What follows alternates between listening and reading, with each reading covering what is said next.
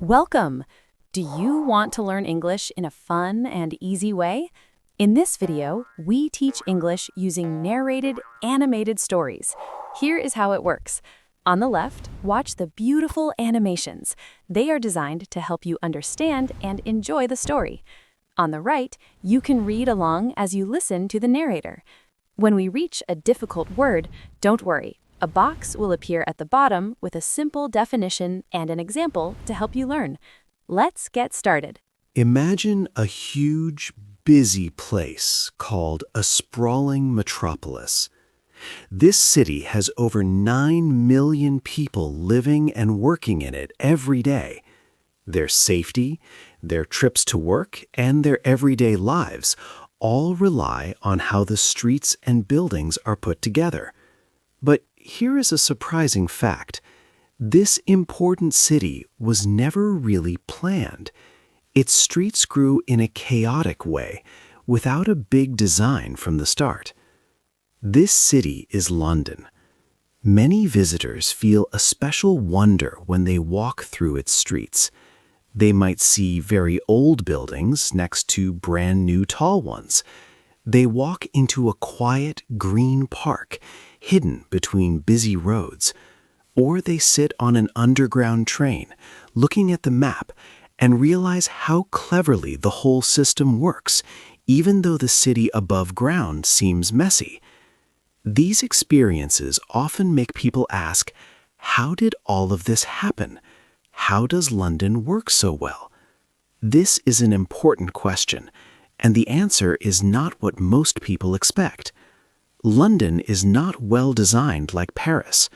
Paris has wide streets and tall buildings that all look similar. This is because Paris had one powerful master plan from the beginning, where everything was decided by important people. Also, London is not like new cities such as Singapore, which were built fully from modern drawings and plans. London's design is stranger and happened more by chance. It is the result of many different things: terrible problems, big arguments, smart ideas, and sometimes just incredible luck. It also comes from people being stubborn and wanting to keep old things. The way London looks, with its mix of old and new buildings, comes from its very long history.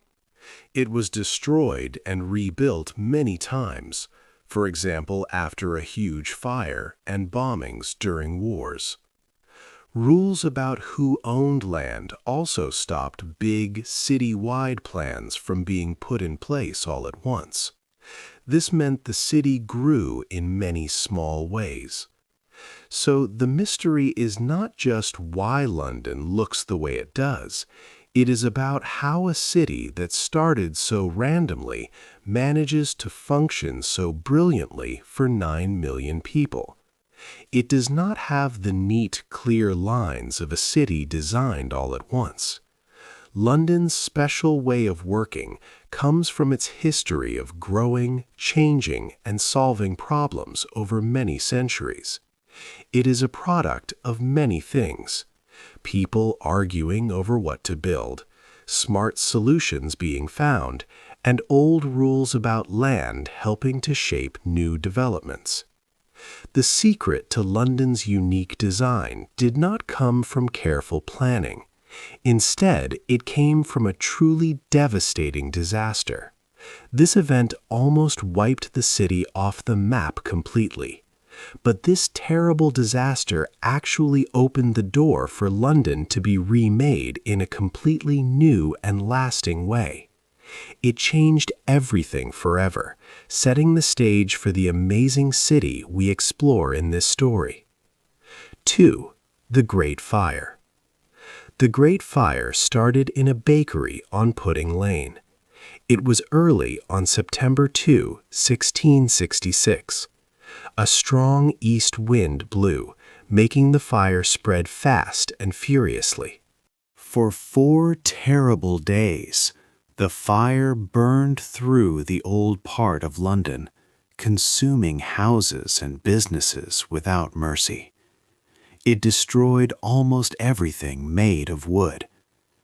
When the smoke finally cleared, the sight was shocking. About 13,200 houses were gone, along with 87 churches. It was a terrible catastrophe, a huge disaster that left much of the city in ashes. This immense destruction presented a rare chance to rebuild. Many smart people immediately made plans for a completely new city. These plans showed streets in neat squares, like a grid, which were very logical and organized. Famous architects such as Christopher Wren and John Evelyn drew some of these detailed plans, hoping to create a modern, efficient London. However, King Charles II rejected all of them. This was mainly because people owned their land and wanted to build their homes back on their exact old plots. There was no single government authority with enough power to stop them or make them follow a new grand city plan. So, London was rebuilt in a fast and often messy way. Citizens needed to rebuild quickly to prevent the city's economy from completely collapsing. The new streets mostly followed the winding old medieval pattern that had existed for centuries. But there was one very important change. New rules said buildings must be made of brick and stone, not wood. This was a crucial step to prevent another big fire like this one. This compromise between private owners quickly rebuilding and the government's new safety rules changed the city's character forever. It helped create the famous Georgian architectural style that defined London for many years to come. One important person during this time was Sir Christopher Wren. He became a very influential architect, designing many new buildings, including the magnificent St. Paul's Cathedral. This big church, finished in 1708, became a true masterpiece of English design.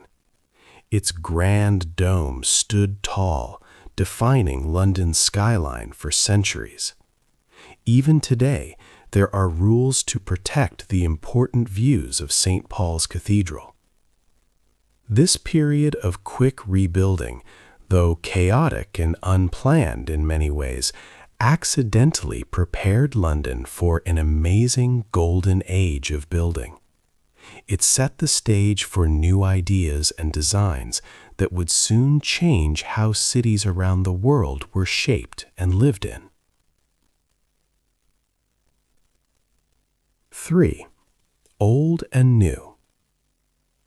After the Great Fire, London began to change its face.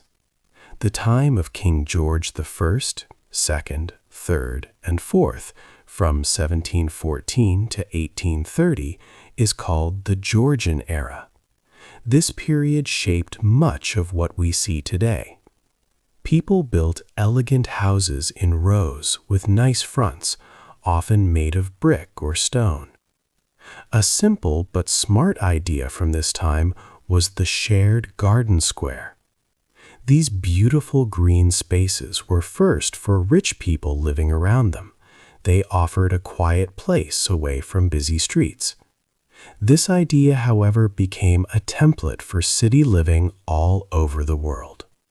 Many small green parks in London today are these garden squares, providing green relief and a sense of community.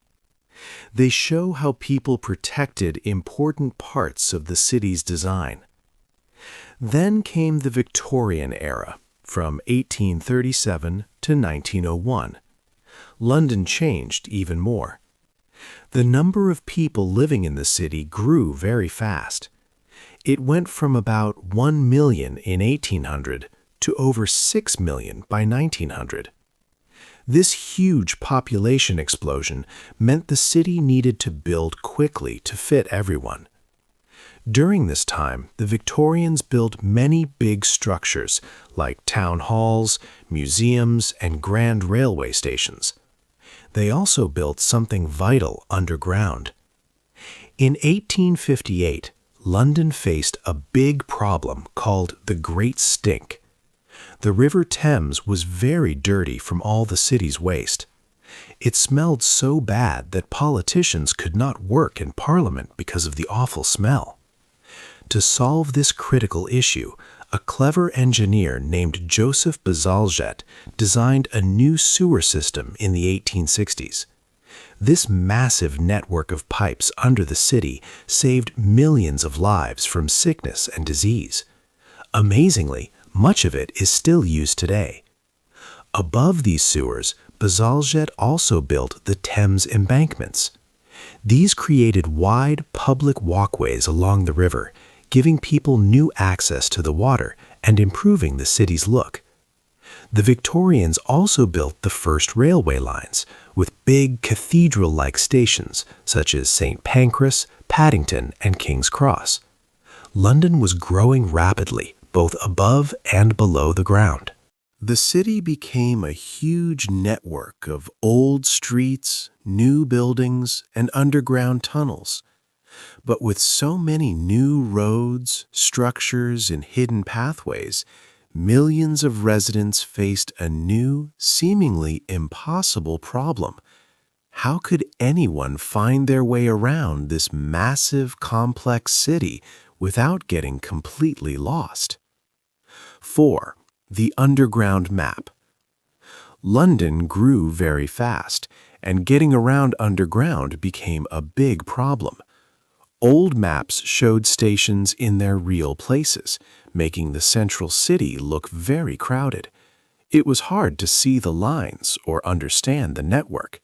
Millions of people found it almost impossible to navigate. A clear, simple way to see the city's hidden paths was needed. This challenge was solved by Harry Beck.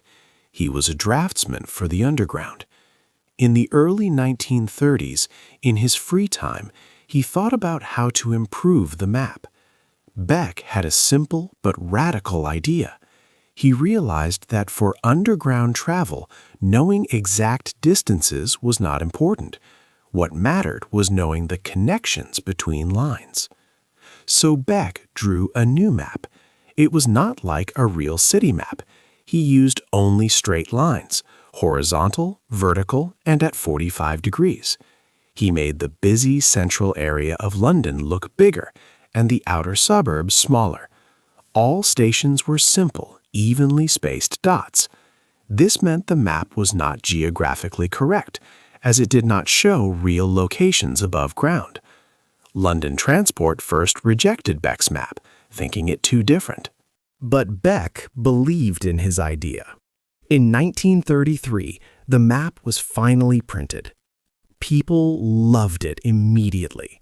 It was incredibly easy to use. Suddenly, navigating the previously complex underground system became simple for everyone. Beck's design became famous worldwide. Many other cities, like New York and Sydney, used his ideas for their own transit maps. His map did more than just help people travel. It changed how Londoners understood their city, giving them a clear mental picture of its connections. It showed that good design tells you only what you need to know, nothing more. However, even with this brilliant solution for underground travel, a big question remained for the world above ground. Millions of people lived in a city becoming increasingly dense. How could they find places to relax and breathe fresh air in this large, concrete jungle? The next chapter explores this vital need. 5. Parks and green spaces. Many visitors to London are surprised by its green areas. It might be surprising, but London is technically a forest. Nearly half of the city is covered in green or blue spaces. This includes around 3,000 parks, many canals, reservoirs, and riversides. In 2019, London was even named the world's first national park city. This shows how much nature is part of the city. The most important green spaces are the 8 Royal Parks of London. These parks cover a very large area. A long time ago, they were exclusive hunting grounds only for royalty. But now, these beautiful places are open for everyone to enjoy. Famous examples are Hyde Park, St. James's Park, Kensington Gardens, and Richmond Park. These are not just decorative gardens, they are living parts of nature within the city. Richmond Park, for instance, is an amazing place where you can see wild red deer. These deer graze under old oak trees, even though the park is only 9 miles from central London. The chain of large green spaces on the western side of the city, like those along the River Thames, did not just appear by chance. Their existence reflects old patterns of land ownership and what the monarchy preferred. But more importantly, they are the result of many centuries of deliberate public decisions. These decisions were about what the city should provide for its people. Today, the Mayor of London wants every Londoner to be able to walk to a green space in 10 minutes or less. This strong commitment helps to protect and expand these areas. Local authorities spend money on public green spaces. For every £1 spent, it brings at least £27 in value to Londoners. This economic reason is powerful for keeping and making more green spaces. It shows that parks are not a luxury. Instead, they are seen as important infrastructure, just as vital as roads or sewers for the city to work well. Another amazing natural area is Epping Forest. It is huge, about 8,000 acres, which is 9 times the size of Central Park in New York. This ancient forest is a special place for science and conservation, known for its old trees and many types of plants and animals. The City of London Corporation manages it, showing that the city wants nature woven into its urban life, not kept far away. However, while these parks flourished in the West, a dark and unused industrial area by the river was left to decay. This forgotten wasteland, called the South Bank, held a massive and risky opportunity for new growth. Building near the river. For many years, areas like the South Bank and King's Cross were not pleasant places. They were dangerous and falling apart. The South Bank, next to the River Thames, was mostly old factories and industrial buildings. It was hard for people to visit. King's Cross in the inner city was a large, unused railway area, dirty and derelict. People wondered if these places could ever be made good again, and if they could keep their old character while becoming new. The South Bank started to change after the Festival of Britain in 1951. This event helped to bring arts and fun to the area. Over time, old buildings were replaced. Places like the Royal Festival Hall became important cultural spots. Later, the old Bankside Power Station became the Tate Modern Art Gallery in the year 2000. This was a big moment. It helped bring new life to the area. Now, walking along the South Bank, past famous places like the London Eye and Borough Market, is a wonderful experience.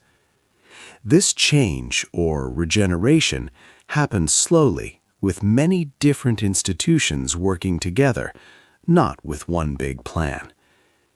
King's Cross also had a big change.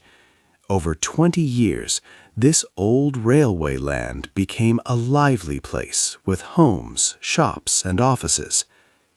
The people behind the project decided not to destroy everything. Instead, They kept many old buildings and found new uses for them. For example, the old granary building became a big arts university. Old transit sheds were turned into unique shops. One smart idea was with the old Victorian gas holders. These were huge, round metal frames. Developers built luxury apartments inside these original frames. This was a clever way to keep history and create new special homes. More than 40% of King's Cross became new parks and public spaces, often without cars. They also built affordable homes and focused on using green energy. These projects at the South Bank and King's Cross showed how old parts of London could be brought back to life. They proved that new buildings and ideas could mix well with the city's history. These successes were like small miracles, breathing new life into forgotten places. But with the city always growing and changing, a bigger question remained. Who was guiding all these large developments? Who was making sure London kept its special character as it moved into the future? 7. Rules for the city. London's population continues to explode, bringing a big challenge. The city needs many new homes. This means London must make a critical choice. Should it remove its old, important buildings to build new ones? Or should it keep its history, but perhaps run out of space for everyone? To manage this, London has a special plan called the London Plan. This plan is like a guide for how the city can grow. It has a kind of secret formula for building. This formula helps new, tall skyscrapers stand near very old places like Roman ruins without making the city look bad. The London Plan says where tall buildings can go. Usually, these are in areas that were used for industry before, not green fields. These new tall buildings are often built near places with good transport, like train stations. This helps many people live closer to work. At the same time, the plan protects the older, lower parts of the city. It keeps the special look of neighborhoods. London also takes its heritage very seriously. Many old buildings are listed, which means they are very important and cannot be easily changed or pulled down.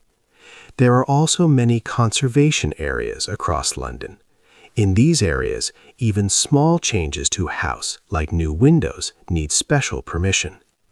This careful planning helps to save London's unique look. You can still see parts of ancient Roman walls right next to modern structures. Old churches from the 1600s stand tall beside newer office blocks. This mix of old and new shows how the city has changed over many centuries. This system of rules is not always easy. Sometimes, protecting old buildings can make it harder to build the new homes London needs. Also, some parts of London get more protection and money for good design than others. But these arguments show that people care about their city. They believe that how London looks and works is important for everyone. However, even with all these strict rules and careful plans, the future of London's design is not set. It does not just depend on laws or maps. It depends on the choices that people make every day. It rests on something that is completely new and human: how people live, work, and decide together. The city is always changing, shaped by the many voices and ideas of its people. 8. A city never finished. London's true secret is not a single design plan, but a never-ending, active discussion among its people. This city was not built with one grand idea, like Paris, where a strong leader decided everything. Its design excellence comes from many different things: big catastrophes, arguments, brilliant ideas, and even unexpected good luck. London has always been both planned and unplanned at the same time. Rules and careful designs have mixed with private choices and market forces. This constant mix, this contested middle ground, has created London's special look and feel. You can see this mix everywhere. London's buildings come from many different times and styles, not just one. This eclecticism means you find ancient Roman walls next to modern concrete buildings, like in the Barbican Center. This blending may seem chaotic, but it is also a great strength. The city shows its long history openly, like scars on a living body, visible and functional. It grew through many compromises and negotiations, not through the imposition of a single vision. Over centuries, Londoners have made countless small and large choices. Often, people had different goals. For example, a landowner might plant a garden for property value, not for city design. An engineer built sewers to stop disease, not to create a beautiful river path. Harry Beck drew the tube map during his free time, seeing a problem and fixing it. All these actions, even when people disagreed, added to the city's cumulative design intelligence.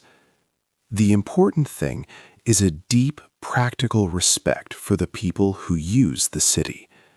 Good design in London is about making spaces and systems that work well for humans. It's not just about producing aesthetically impressive objects. This means giving green spaces to city residents, like the Georgian garden squares, or keeping old buildings because their character and history are valued more than just a new office block. London's design is always in progress. It is never truly finished. The city changes constantly, taking from its past, but not stuck in it. For instance, the tube map from 1933 still helps people today. The parks planted long ago are still the city's green heart, even as the city has tripled in size. Old Victorian gas holders at King's Cross are now luxury apartments. The South Bank Power Station is now one of the world's most visited art galleries. None of this happened automatically or inevitably. It happened because many generations of Londoners cared. They were planners, architects, engineers, politicians, community activists, and ordinary citizens. They chose to take design seriously. They argued fiercely about what good design meant, and they insisted their city should be worthy of its people. This stubborn, often contentious belief that the built environment matters, that it shapes lives, is London's real secret. It is worth fighting over, leading to constant reinvention. The city is well designed, in the end, because enough of its inhabitants, across enough centuries, have cared enough to make it so. What do you think is the most surprising thing about how London was designed? Hey there! Just a second before you go. If you learned something new today, please give this video a like, write your thoughts in the comments, and subscribe to the channel. It only takes a second, and it really, really helps to create even better English videos for you. Your support means the world. Thank you.